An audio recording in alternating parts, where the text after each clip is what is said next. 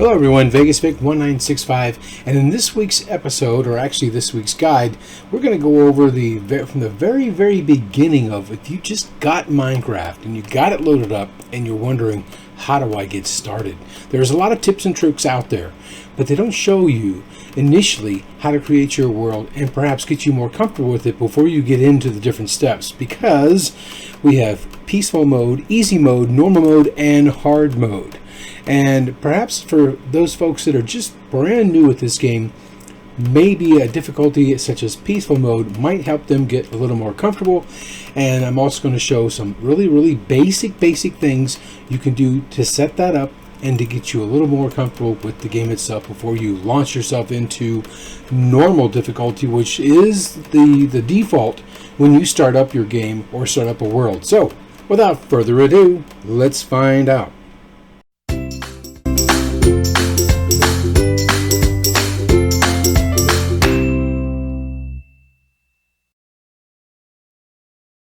Welcome back everyone, VegasVic1965, and if you just loaded up the game, now you guys who have played for a little while and look for some tips and tricks, you can skip ahead. I don't cover every tip and trick in here. There are a lot of guides, and YouTube is probably one of the best places to do a search for something like that. Tips and tricks, beginner's guides. Me and my son Noah here are making one, and we are currently just finished season 5. And we're going to be doing 6 probably next week. And we have a castle build that we're just starting, and I believe later in this little guide here I will at least give you guys a little view, because there's some folks out there watching this that I know. Mortar Money, for example, has requested that we start making one. But anyway, getting back to this, when you first load up your game, you figured out how to get it started, and you are here. So there's a multiplayer section here, and that's if you find a server that you want to play on, or search for servers and load their server address in there. Or if you're just now starting out, you have single player. So you click on single player. Of course, there are options. I'll go through those as well. But you have single player. Now I've got a bunch of things here. When you first load this up, there'll be nothing there. So what you're going to do is come down here and go create world. And up top, you just click in there and back up and say what you want to say, whatever you want that world to be. We'll say new world 1, for example, whatever you want to name it. And you can put in here, there's survival, hardcore. Now hardcore is 1 life, 1 chance. There's creative, and you're back to survival. We are going to start this out on creative, and I'll explain why. When you get into creative, that is where you'll be able to make changes to the world or do things that you'd like to do, as opposed to survival or hardcore.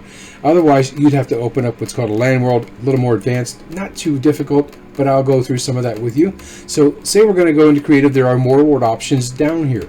For more reward options, you have allow cheats, which is on for creative. There's a bonus chest if you want one. So when you do arrive in the game, there'll be a little bonus chest right nearby with some things to get you started. So you can either have that on or off. It's up to you. World type, I would probably leave that alone. There's world super flat or not, or you can just customize it. I would say just leave it on the default. That'll get you a generic world started out. So once you've done that, of course, generate structures on. Structures can be like your villages, and you can see up here dungeons and things like that. You leave that alone. The next thing you do is click done or click start world. So we will go ahead and start our new world. Okay, now the world has generated, and as you look around, you notice that your action bar down there does not have any hearts. Of course, that's because we're in creative. And at this point, you're new to this. You can press the space bar twice in a quick succession. It looks like I got something over my head, so let me drop down here a little bit. You can press the space bar twice, and that'll get you, and hold it down, and that'll get you flying. Yes, you can fly here. We should be.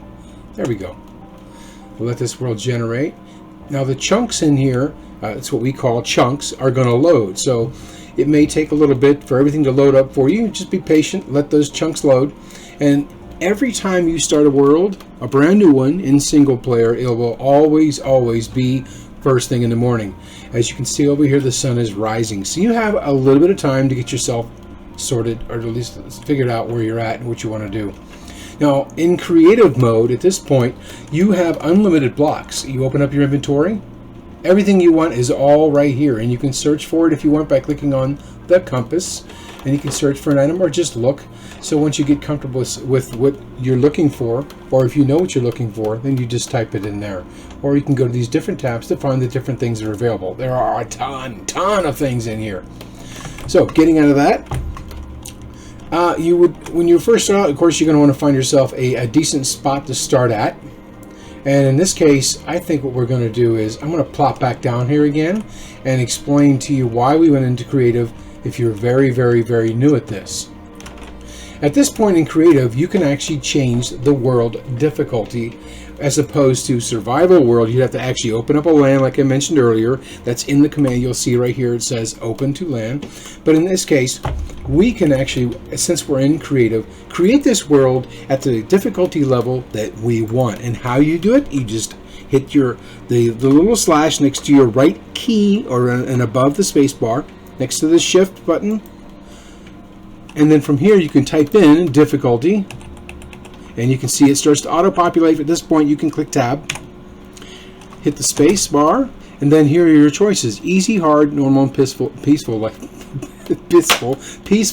I mentioned. So we're going to choose peaceful since you are brand spanking new at this. We don't want to have any hostile mobs messing up your ability to at least get the game started or learn how to get started. So we'll go with peaceful. You can easily start typing, and you can see it auto-populates. We'll hit tab, hit enter. And now we're in peaceful difficulty. Peaceful difficulty. From here, we're going to go into survival. So back to your slash again, and you type game mode, survival. You see it auto-populates. Hit the tab, enter. You're going to get new music. It's not the creative music you're going to hear. So now your difficulty is peaceful. You're now in survival mode. So when you open up your inventory and you have nothing, you basically need to go around and get the things you want. So everybody always starts out by punching a tree, and you do that by holding the left mouse button. And if you notice they moved around, let me explain those keys to you also. The W button will help you go forward. The S button helps you go backwards. The D button, you go right, and the A button, you go left. So that's how you move around through the world. Now you can also run in the game, and you can jump in the game. You jump by pressing the space bar. You run in the game. Now here's the thing. I myself personally like to change my key bindings because you can drop things with the letter Q, which is the default, but that is so close to the going forward button that if you miss it and you're holding, for example, something you really want to keep and you accidentally press the Q button, it will drop that item. So to get to where all the key bindings are, where everything that you do on here is set up, press the escape button, you go to your options tab, and you go to your control tab. Now the default, as you can see, is left control for sprint. I like to have mine on, you click on it, I have mine on R, so it's right near the movement areas that we're already moving, like the forward, the back. And down here, you scroll down a little ways, you'll see where your inventory, to drop a selected item, the default is Q, like I mentioned, and that's awfully close to where your movement keys are, and that can be a little hazardous to you if you accidentally drop something, especially like in a void in some world that you wanted to keep. So I change mine, I click on that, and I'll change mine to P. Get it completely out of my way so it does not accidentally get dropped. You can click done, and you can change those controls to whatever keys are comfortable for you by clicking on it and then pressing the associated key that you want to use. There are other things in here, but that'll be for another guide. So click done, back to game, and you can see now if we wanted to drop that, we would press our P key and it will drop down the ground. I'll hit the W to move forward, and it automatically picks up the items that you want. Getting back over here, the first thing of course you're going to do is you're going to need some tools. And how do you get tools? Well, you're going to have to make what's called a crafting table, and you can make that crafting table by making planks, and you get planks from a tree. So we'll go into here, and I'll take this and put it into my mini crafting table. We can just put one for now, and once you put the one, you right click at it. I should have mentioned that. Once you put it in there, you left click on it, pick it up, drop it into your crafting table, and if you only want to put one in there, click it again and just right click and it'll drop one in there for you. Then you left click this to get it out, and then you can hold the left key button down and run this through here like this to get your crafting table. And there it is. Now the crafting table is going to enable you to make most of the things that you cannot make in a small crafting grid. You open that up by pressing the crafting book, and it shows you all the things that I can make currently with this right here. This tells me exactly only what I can make. This tells me all the things that I can make. And as you go through and make things, your inventory or your crafting table will expand. And if you're looking to figure out how to make something, the best thing to do is to Google it. You will definitely find whatever you're looking for by Googling it. Just type in Minecraft and the item, it'll pop up and you'll be good to go. At this point, I think what I want to do is make myself an axe to make it easier to chop down a tree. So I need planks to do that, and now I need sticks. So there's 4 sticks. You can click on the item in the box in here. It'll put the associated items you need to make that. Once we've done that, I'm going to go ahead, because I already know how to make one. We're going to make an axe, but unfortunately I think I need more than that. I believe I need 3 planks to make that. So let's go up here and go 1, 2, 3, and now I have myself an axe. Now normally if you were in normal mode, you're probably going to want to make yourself a sword. You can also make yourself a pickaxe. We can do that also. You right click again to put one item in, and then from here I'm going to click and drag, left click and drag it across, and now you have yourself a wooden pickaxe. These are going to be your basic things to get you started, and from there you can either look for a cave. We can't forget our crafting table. And these trees, the best way to get these saplings, in case you wanted to keep them, is to let them naturally decay. Unless, of course, later on you happen to have a fortune shovel or something like that. Then you can hit them and you'll have a higher chance of getting those saplings and also apples. So from here you go around and basically you can find yourself a cave, or you can dig your way down to get stone and work on stone tools. But I just wanted to show you initially here on how to get started. Oh, there we are. How to get started, and also how to get the very basics of the game to get it running. Once you're comfortable with the game, you probably then want to start a new world. In that new world, you can then go ahead and let it auto into normal. Just be prepared that mobs will start spawning. And if it is nighttime, that's something I'm going to go over with you. And that is, when it comes to hostile mobs, now we have zombies, skeletons, witches, slimes. There are a host of them. But in the game of Minecraft, it's not just for the younger crowd, it's for the older crowd. So that mix you have there, the fabulous creators of Minecraft decided, well, we don't need all the blood and gore, unless of course you want a mod pack and put that in there. But you're not going to find a lot of horrible, scary creatures with blood dripping out of their mouths or nothing like that. It's a pretty awesome game. So getting back to hostile mobs, if you're in a normal difficulty, any other difficulties besides peaceful, hostile mobs will spawn if you are, they will not spawn within 24 blocks of you. And so if you're in a dark area, like in your room, in a little house that you made and it is dark, you don't have to worry about any hostile mobs spawning near you. They can spawn up to 20 beyond 24 blocks away from you. Now, as far as the mobs that will disappear as you're running through the world, once you get to 128 blocks from that mob, he will then instantly disappear. And then from 32 blocks all the way up to 128 blocks, there's a chance that those hostile mobs will despawn. So if you're making a mob farm and you've got that mob farm, let's say the height of it, we'll say it's 36 blocks away, then the chances of those mobs in there when they do spawn in of despawning is, I would say, I think the odds were 1 in 800, but that's like approximately every 40 seconds that, or 2,400 ticks that these guys will actually despawn. So make that mob farm at least within, I would say, 25 to 32 blocks, this spawning platform. But anyway, it's a little more advanced. I just wanted to give you an idea of mob spawning. When you do start, they will not spawn within 24 blocks of you. All right, so let's go on to the next chapter of this guide. Okay, we are back at a place called Oceanside. This happens to be where Noah and I are making this current beginner guides, or beginner survival guide series, and Noah and I have done a lot of work to it.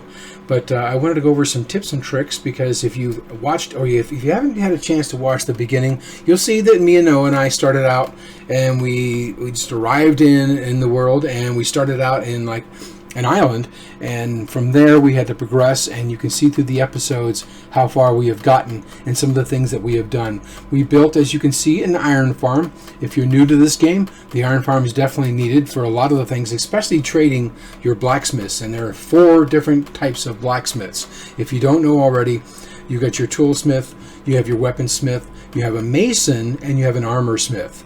And all should be self-explanatory. The mason, of course, is for the blocks. Toolsmith is for all your tools that you need, like your shovels, your pickaxes, and things. Weaponsmith, obviously the weapons that you need.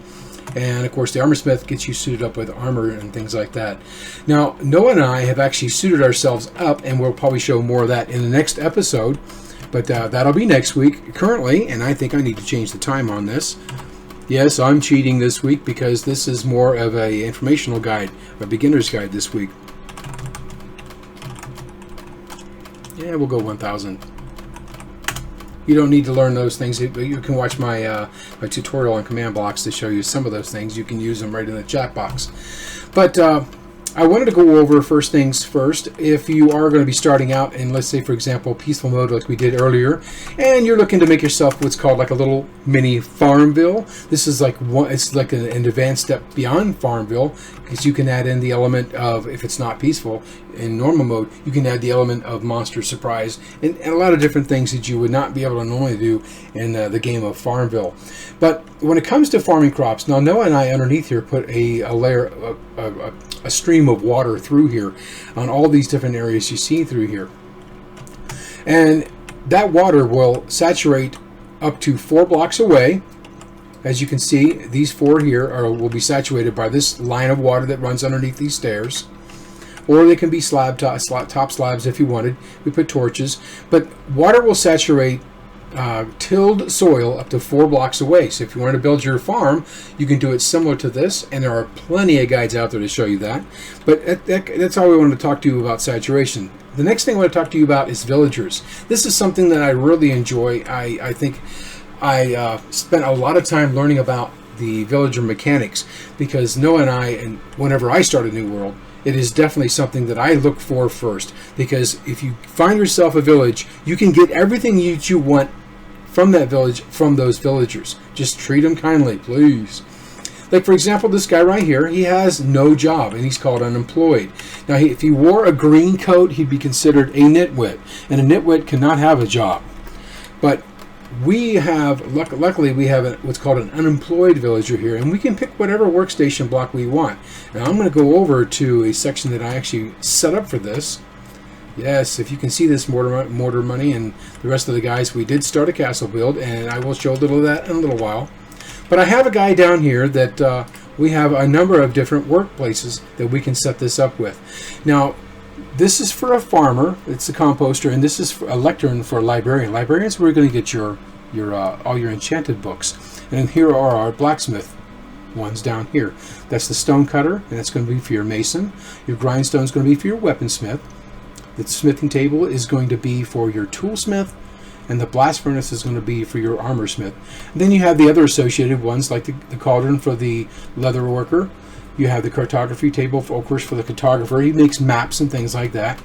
Smoker's going to be for your butcher, who can sell you like roasted chicken, for example, and make it a lot easier instead of going around and making a chicken cooker or killing chickens and cooking them yourself. Fletching table for your arrows and all kinds of things. Like loom, you can make different banner patterns. Also, you can pick up different colored wool if you so chose to do so. Then you have a barrel, which is the fisherman's workstation, and it's actually a very good way to get some emeralds too, by selling them fish. And then, of course, you have the brewing stand, which is for the cleric. And you can get a lot of different things. Redstone, you can get lapis lazuli, you can get the glowstone to use, glowstone lamps. Getting back to the lectern for your librarian, let's just borrow this as an example. Now, the correct times are obviously during the day. Now, I have a couple of guides out there of when the best times to cycle through these guys are. Now, so if we come in here, I might as well grab the other one too as well. Because the two best ones, in my opinion, if you found a village and you make these two items, and again, you can Google how to make these items. These two items, I think, are the best to determine what kind of villager that you want to have. So, what I mean by that is, if I drop this lectern down here, for example, he will change into a librarian. It gives him a profession. And if we look and see what trades he has, you can see that he has bookshelves and he has paper. Now, in my opinion, that's not a very good trade, because he can also have an enchanting book trade in there, and that's what I am looking for, an enchanting book trade. So what I do is I'll break that, or I normally would use an axe in survival, and once you break that, he goes back to unemployed, and that's, like I said, during the daytime. And then if he'd stop bumping into me, we'll set down another workstation. Boom, he's right back into a librarian again. You can take a look, and here we go. We have quick charge 2. Now, if you're searching for something like mending, a more advanced book that you can use later on, you can get this for as low as 10 emeralds. It's a really, really, really good deal. I have some where I stopped at 14, some I've stopped at 12, and I think we did get lucky enough to get one here at 10, and he might be up in the Iron Farm if I'm not mistaken. But you can cycle through these. If you don't like the enchanted book that he has to offer, you can always break that block, start fresh again. He will change back in, and look, Impaling 5 for 41. Now, I believe you can get this for as low as 17. I think we have it for as low as 17. But it's just a matter of breaking and resetting his workstation block. The composter is also in this, and a couple of the episodes ago that we did, that you can also figure out what kind of trades they have. In my humble opinion, I think that the carrots and the potatoes are your better trade. So you see he has potatoes here, and he sells bread for 6. If you set yourself up with a wheat farm, you don't need that. So I would break that, and I would keep trying until I got carrots and potatoes. Come on, what are we waiting for, buddy? What are we waiting for? There you go. And look, we got lucky. Carrots and potatoes. Now, why carrots and potatoes, you say? Well, that's because later on, with these librarians, you're eventually going to come across a Fortune 3 book.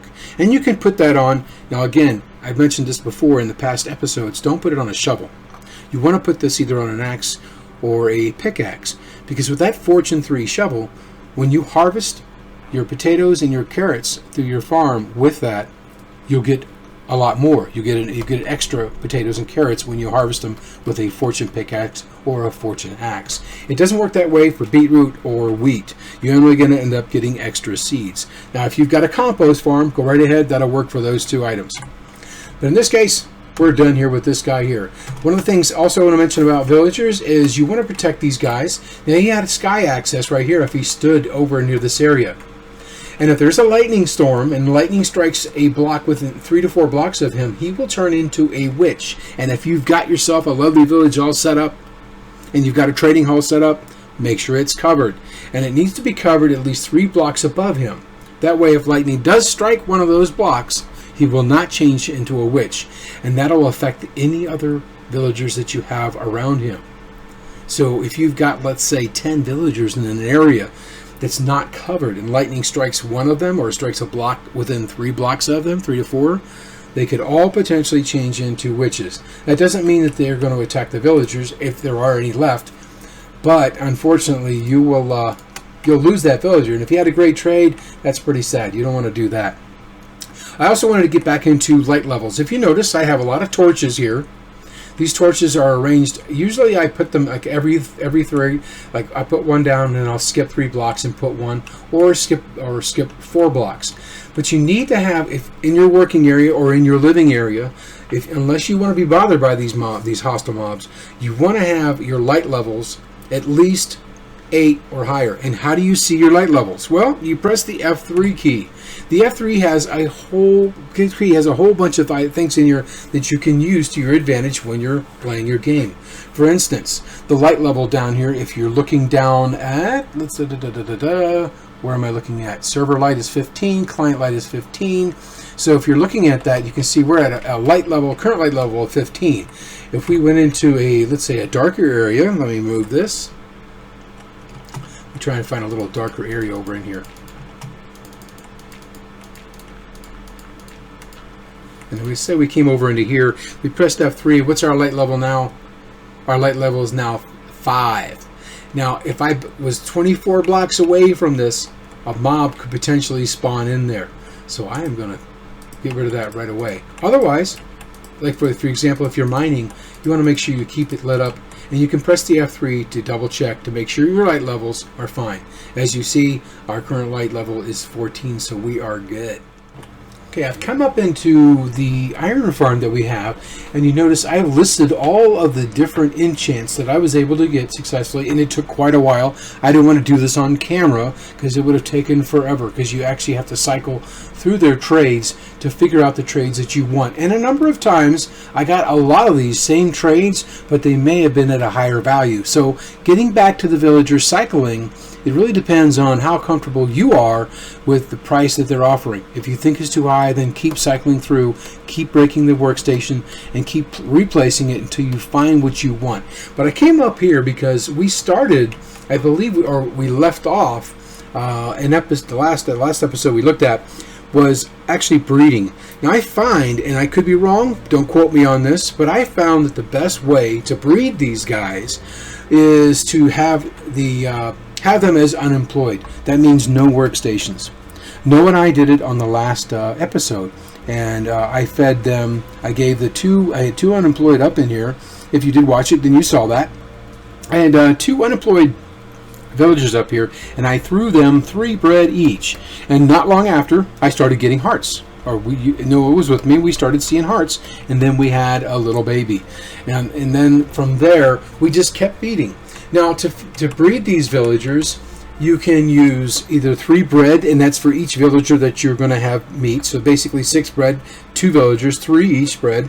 And as long as you have the correct number of beds, more beds than there are villagers, they will continue to breed to 100% of the beds. So as an example, if you have 8 villagers and you have 10 beds, and you give 2 villagers 3 bread each, they will breed to fill 1 more of those beds that's there. If you gave 2 more villagers 3 bread each, then they will breed until that last bed is full. But once you get that and you start trying to throw them bread, you'll notice that they have hearts over their heads, but then they'll start getting like these little angry cloud particles, and that basically means that you don't have enough beds, or that they cannot reach the beds that you placed.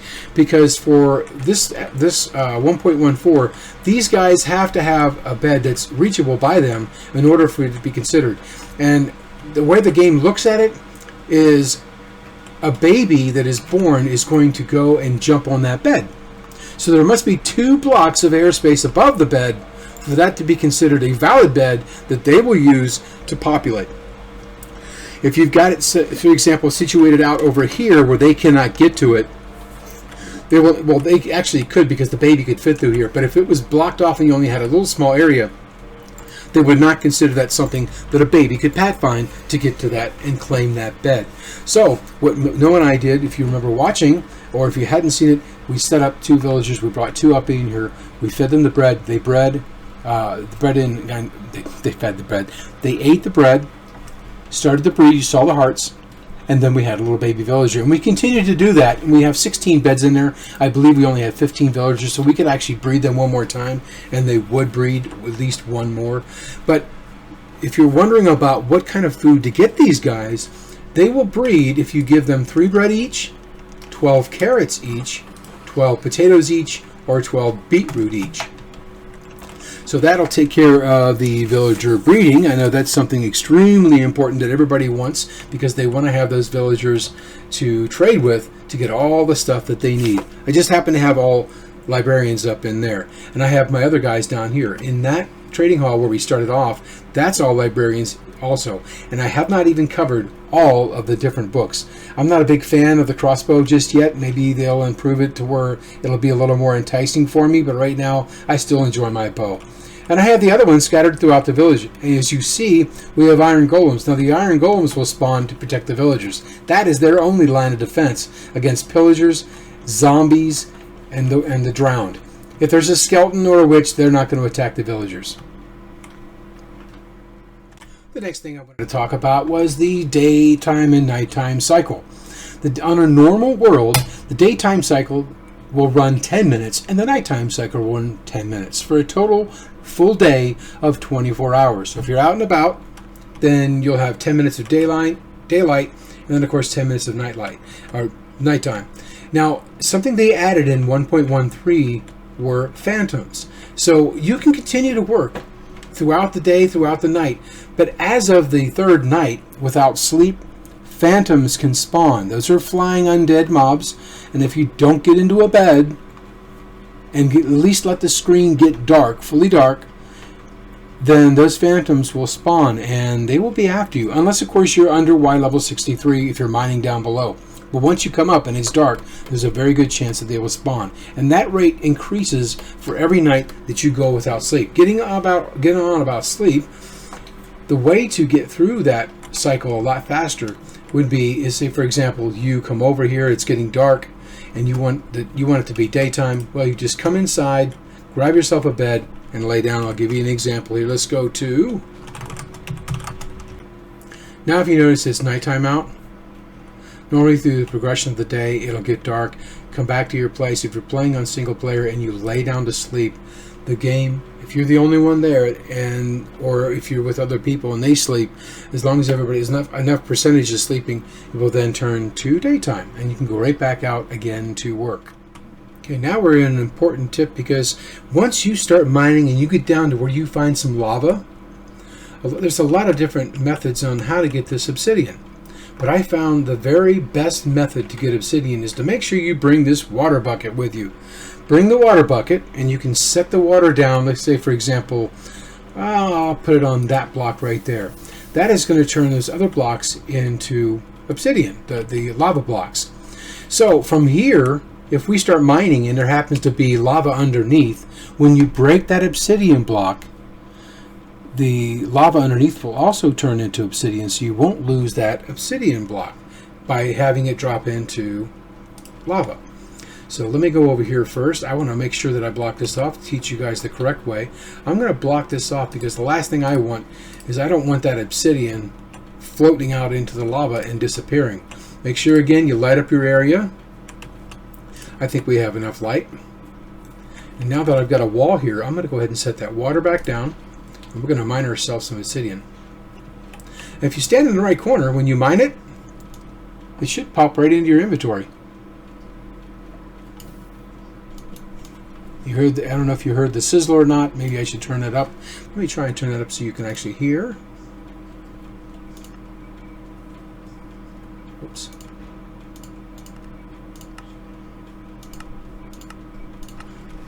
You should be able to hear the water now. There's the obsidian down below. I can pick that up. This is probably the safest method to get obsidian. I don't know how many times I've seen kids on the server that me and Noah play on that drown in lava. You see the little message on there that says so-and-so drowned in lava. And we found out that they were mining for obsidian. And why would you mine for obsidian? Because you want to make yourself a portal to the nether. So this nether portal, let's go ahead and mine a little bit more obsidian. You can see how easy it is. And I also should mention that before you mine obsidian, it must be done with a diamond pick. So if you don't have a diamond pick yet, don't even bother with it. And if you have something like lava and you want to get to that later on, then make sure you wait or mark off so you can remember to come back. Just make sure that you have a diamond pick, because no other pick will work on that.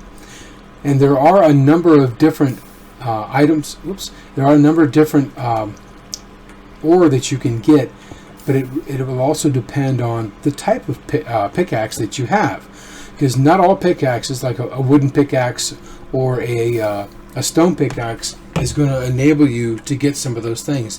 And what I mean by that is, if for example you found some diamonds and you wanted to mine those, but all you had was a stone pickaxe. Well, if you try to mine that with a stone pickaxe, you're going to get nothing but sadness, because it will just break. And the same thing goes with redstone, lapis lazuli, and gold. If you're just using a stone pickaxe, correct me if I'm wrong, you might be able to get with gold, but I know for redstone, lapis lazuli, and diamonds, you're going to get nothing. So with those, you're going to need at least an iron pickaxe to mine lapis lazuli, redstone, and diamonds. So make sure you have those on you if you see or spot some of those types of ores. So always check. If you want to find out what's going on with when it comes to mining and you're unsure about something, always Google it first. The last thing you want to do is run down, hey, I found some diamonds. Oh my God, I'm gonna go get them. And you got yourself a wooden pickaxe. Besides taking probably a good couple of minutes to mine that, you'll get nothing. So make sure that you have the right tools for the job. But as you can see here with having a bucket of water down, you're not going to lose any obsidian. Because the water is there, you'll be able to get all the obsidian. And we've mined up, looks like 11? Yeah, it is hard to see though. Oh, we mined up 12. Then grab your water bucket when you're done. Just remember to light up those areas so if you come back down, you won't have any surprises. Okay, something I wanted to mention was, if you've already established a place and you wanted to get a village started, you're obviously going to need villagers, and a way to get them is with some zombie villagers. Now, if there's an area that has the light levels low enough and there's a chance for a zombie to spawn, there's a 5% chance that that zombie could be a zombie villager. Now, I've done tutorials. If you go to my YouTube channel, you can see I created a tutorial on the zombie villager, both for Bedrock and Java side, and that should help you along, because you're going to need to cure him a splash potion of weakness and also a golden apple. And what you would do is you'd throw the splash potion of weakness on him or down on the ground at his feet, and then you would feed him a golden apple, and within a few minutes he will change back into a villager. Now if you're on the Bedrock side, unfortunately you're stuck with whatever you get. You can't change him, as my guides will show you. But if you're on the Java side, he will turn into an unemployed villager, a novice villager, and you can pick whatever job title or job workstation that you want him to be. So let's go take a look at our big reveal that I was going to mention. Mortar Money, this is the start of the castle. We've got the first corner done. And this was basically our guys' ideas, those that are contributing by either, and all you really have to do to contribute is to say hi, let us know that you're watching, and we will also put you down here as one of the players that are watching our beginning survival guide series. Mortar Money was the one that mentioned about a castle build. He asked, can you build a castle?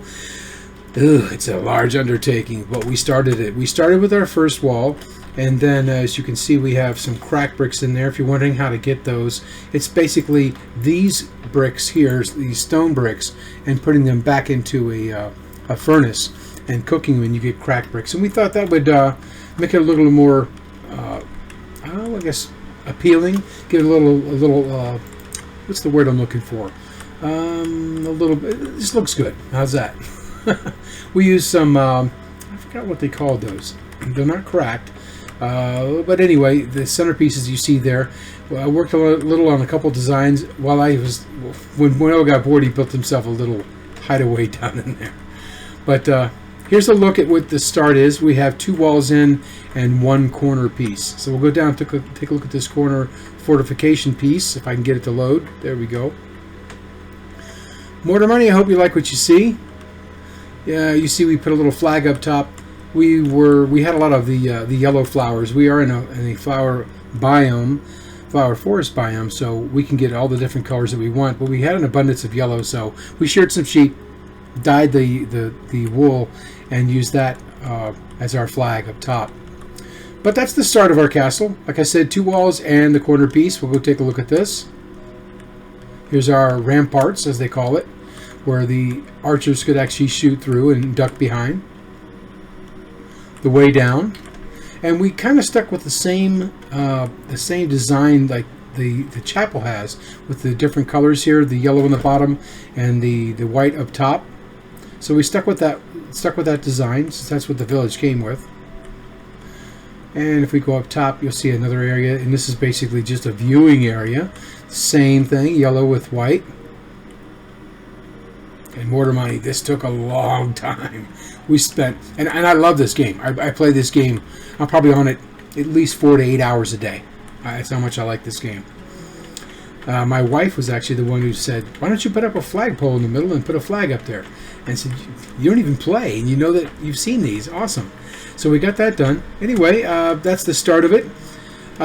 If this guide here that we did, or that me and Noah from the village, I wanted to give it a little bit of a break and give those new players that are, since this game has become so popular, the #1 selling game, I wanted to give those new players that are just starting out a little feel of how to get things going, and also a few other tips and tricks, because there are literally tons of tips and tricks out there that you can find on YouTube and just by Googling. So I got a few things for the beginners, a few things for other folks who've gotten a little further along. But anyway, if you guys like what you see, please click the like button. If you would like to subscribe for future videos, click the subscribe button. I make a video, Noah and I usually make a video every Wednesday evening and have that edited out by early Thursday morning, U.S. Pacific time. So I hope you like what you see, and if you're sticking around for the episodes, next week will be episode 6. And until then, guys, I will see you. Goodbye.